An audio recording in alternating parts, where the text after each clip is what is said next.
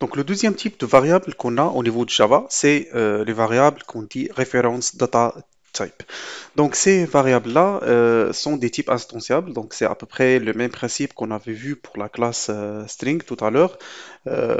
Aussi, donc il y a les listes, et il y a même les classes que vous allez créer, et ainsi de suite. Donc ces variables-là, donc si vous voulez, donc c'est à peu près un peu plus complexe que les types primitifs qu'on avait vus et ils font référence aux objets.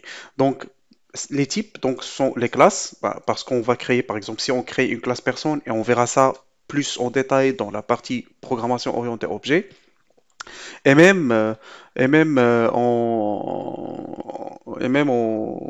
programmation modulaire, donc on peut instancier quelques data types tels que les arrays, les enums, et ainsi de suite. Donc les interfaces, oui aussi, donc pour les listes et tout ça, donc il existe. Et du coup, donc pour les types, donc on a les classes, les interfaces, les enums, les arrays ou bien les tableaux, les records et les annotations. Et un petit peu pour faire juste un petit exemple de ce type de variable-là, on verra le type string parce que du coup on en aura besoin lors de la suite de ce cours-là. Et du coup donc ça va être l'opportunité de découvrir. Donc jusqu'à maintenant donc vous n'êtes pas vraiment trop obligé de comprendre de quoi il s'agit ici. Parce que l'essentiel, c'est que vous compreniez qu'il existe deux types de variables, le type primitif et le reference data type. C'est bon? Et pour ces types-là, donc il existe voilà donc les types de variables. Et notez bien que le string c'est une classe. Et on verra ça en détail juste dans un exemple. Et notez bien que la classe string donc elle est introduite dans Java et permet la gestion des chaînes de caractères. Parce que la gestion des chaînes de caractères avec le type primitif, donc ça va pas être possible parce qu'on avait dit que le char il permet de stocker qu'un seul caractère à la fois. Donc pour pouvoir un petit peu avoir plus de caractères dans la même variable, on était obligé de passer par les tableaux et la manipulation des tableaux avec les chaînes de caractères, c'est un petit peu euh, pas vraiment trop délicat. Et l'introduction de la classe string a permis de résoudre pas mal de soucis au niveau des chaînes de caractères et fournit aussi pas mal de fonctions qui vont nous permettre de un petit peu de travailler avec les chaînes de caractères. Donc si vous voulez, on pourrait juste faire donc, un petit programme concernant le... Voilà, donc on a ça si vous voulez. Donc les listes, on n'en a pas. Donc notez bien que la classe scanner, donc elle se trouve donc dans Java Util. Donc ça, c'est une classe.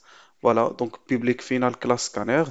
Ici, donc on peut par exemple importer la classe string, même si on n'en a pas vraiment besoin, mais c'est juste pour vous montrer que c'est une classe qui existe dans un package et que qui permet un petit peu la gestion des chaînes de caractères. Notez bien que public final class string extends object, notez bien que toutes les classes au niveau de Java, elles héritent toutes de la classe object. Donc, si vous voulez, donc c'est la classe mère de toutes les classes au niveau de Java. Donc, par défaut, il en hérite et par la suite. Donc, voilà. Donc, ce qu'on va faire, donc ça, c'était, je pense, un exemple. Voilà.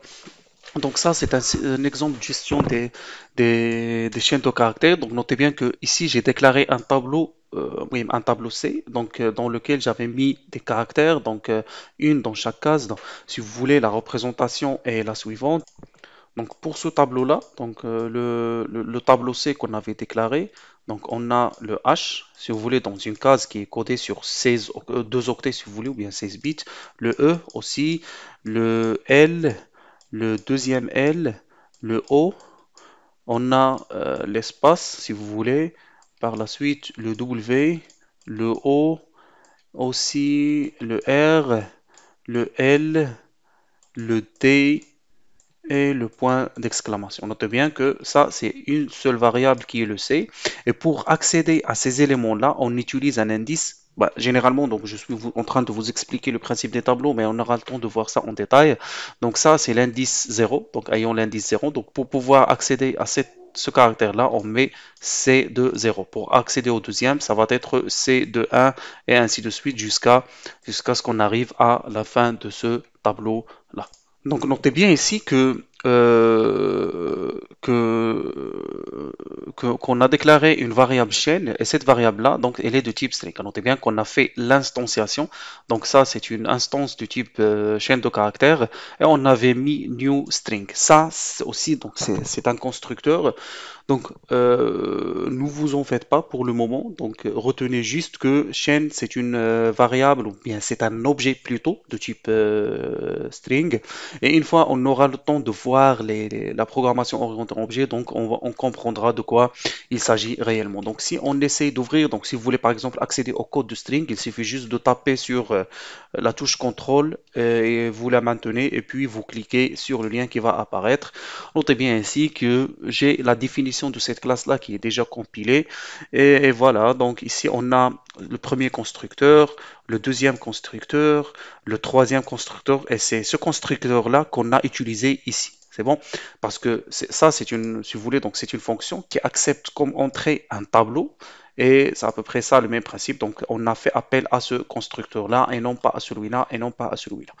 C'est bon, je pense qu'il existe d'autres, voilà, donc il existe d'autres types d'instructeurs, ainsi de suite, et même on peut voir, voilà, donc on peut voir, donc ça, ce sont les constructeurs qu'on a, donc ici, par la suite, donc ça, c'est les fonctions qui existent. C'est bon, donc checkbound, checkpoint A, checkpoint, donc contains, concat, donc ce sont des fonctions qui vont nous permettre un petit peu de manipuler les chaînes de caractères, par exemple pour concaténer deux chaînes, voir si deux chaînes donc, sont égaux, avoir par exemple l'index d'une sous-chaîne dans une chaîne et ainsi de suite, on peut tester si une chaîne elle est vide, et notez bien que cette fonction-là, elle retourne un booléen, disons si c'est vide ou bien. Donc ici, lors de la définition de cette fonction, on a un assesseur, donc public, pour dire que l'accès à cette fonction-là, donc il est public, donc tous les classes peuvent accéder à cette fonction-là, et cette fonction-là, elle retourne une valeur de type entier, et voilà son nom, et qu'est-ce qu'elle va retourner? Donc, elle va retourner la longueur de la chaîne. Et voilà, donc c'est pas ce qui nous intéresse à peu près pour le moment. Donc ça, c'est juste pour vous montrer comment on peut instancier une chaîne. Je peux même déclarer une chaîne, par exemple string chaîne, si vous voulez. Donc je peux ne pas l'instancier, comme je peux mettre soit new string, comme ça. Donc new string, je m'excuse. New string, voilà. Donc et ne pas mettre aucune chaîne comme paramètre par défaut. Donc là, ici, je pourrais mettre suit et puis saisir une chaîne et puis ce qu'on va faire puisqu'on est en train de lire une chaîne de caractères, donc ça va être chaîne C, ça c'est l'objet de la classe scanner qui nous permet de lire les entrées et puis ça va être next line. C'est bon. Par la suite, ce qu'on va faire, c'est sous, donc ici, donc vous avez saisi si vous voulez et plus et puis ça va être chaîne. Donc notez bien, on peut par exemple la longueur, on peut dire votre chaîne est vide, donc votre chaîne est vide, donc est vide ou pas, donc ça dépend si elle sera vide ou pas, donc ça va être chaîne, et puis on utilisera la fonction isEmpty, c'est bon. Donc on pourrait dire la longueur de votre chaîne, la longueur de votre chaîne et par la suite, donc ça va être length, c'est bon, ça va être length. Aussi, donc, ce qu'on peut aussi faire, donc pour avoir les listes des fonctions qui sont appliquées sur l'objet string, donc il suffit de taper le nom de l'objet, suivi par le point, et puis un contrôle espace, et il va nous afficher. Donc ici, donc to uppercase, donc ça va permettre un petit peu de transformer les lettres minuscules en majuscules. Par exemple, non, donc je sais pas, donc ça va être donc il existe plusieurs fonctions que vous pouvez, voilà compare tout. Donc notez bien, on avait dit que voilà ce qu'on va faire, c'est que on va dire par exemple compare tout et on va écrire bonjour, c'est bon. Et par la suite, je sais pas donc qu'est-ce qu'elle retourne. elle retourne un entier, disons si la comparaison a réussi ou pas. Et ici, ce qu'on va faire, compare to, mais in your case. Ceci dit que ce qu'on va faire, c'est qu'on va faire la comparaison, mais en ignorant la case. Donc c'est juste pour vous montrer un petit peu que les chaînes de caractères, ou bien Java, déjà Java, il est sensible à la case. Donc dans mon cas, ici, je vais saisir juste bonjour. On va exécuter notre code.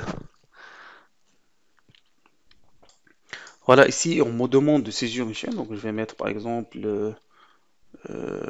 bonjour avec un B majuscule, comme ça, donc juste pour vous montrer la différence entre compare to et compare to in your case. Donc là, normalement, vous avez saisi bonjour, donc ça c'est normal, le premier affichage. Votre chaîne est vide, false, ça c'est normal parce que la chaîne contient ou bien l'objet contient une valeur. La longueur de votre chaîne est 7, donc ça c'est 1, 2, 3, 4, 5, 6 et 7. Donc ici, donc j'avais pas changé vraiment ça. Ça c'est la première comparaison, si vous voulez. Donc ici, on nous donne moins 32, donc c'est un nombre négatif, disons euh, que les deux chaînes ne sont pas égaux et finalement par la suite donc là c'est pas vraiment la longueur mais plutôt ça cette instruction là donc il va comparer les deux chaînes. Qu'est-ce qu'il va faire? Donc il va ignorer la case et il dit que c'est zéro, donc c'est à dire que les deux chaînes sont égaux. Et notez bien qu'il existe donc ici plusieurs autres fonctions. Donc il suffit juste de chercher dans la documentation d'Oracle pour voir, ou bien à chaque fois ou bien vous aurez besoin d'une fonction ou bien d'appliquer ou bien une fonction de chaîne de caractères pour pouvoir utiliser ça. Donc un length match notify donc ainsi de suite. Voilà.